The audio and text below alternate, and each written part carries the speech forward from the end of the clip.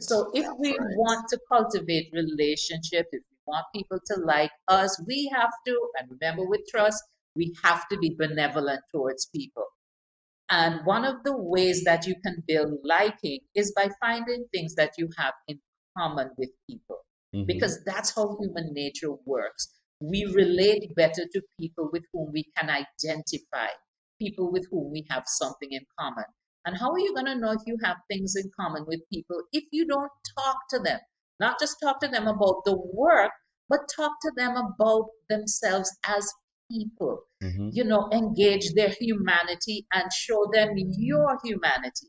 Because when people like you, they will go the distance on your behalf, sometimes without your even having to ask. They will volunteer. They will give you that discretionary effort. However, if what you're getting from your people is compliance because they can't stand you and they're only doing what you say because they have to, it's a different dynamic altogether.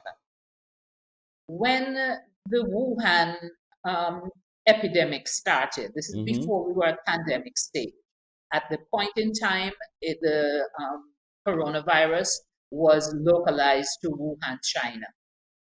And Trinidad and Tobago, right here in the Caribbean, one of our CARICOM brothers and sisters, they sent a shipment of supplies to China to assist them in the context of the pandemic.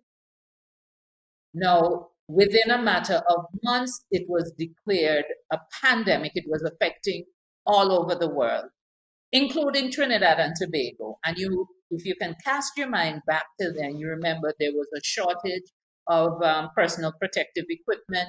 There was a shortage of tests, etc. And what China did was that it sent a whole container to Trinidad with, thermometers, tests, protective equipment, etc.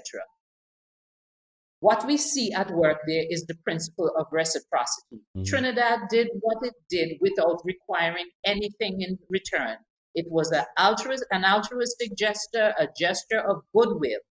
When Trinidad was affected, China remembered that their partner had done something for them and they reciprocated.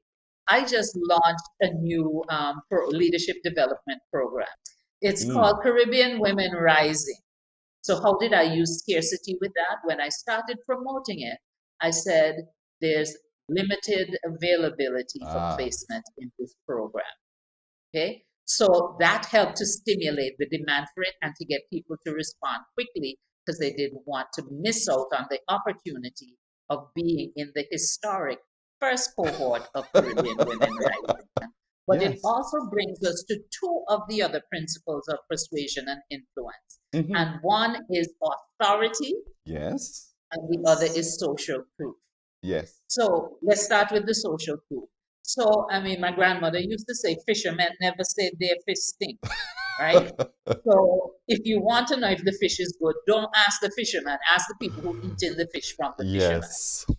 And so with social proof to persuade and influence, that's when you get people to give you referrals, when you get them to do testimonials for you.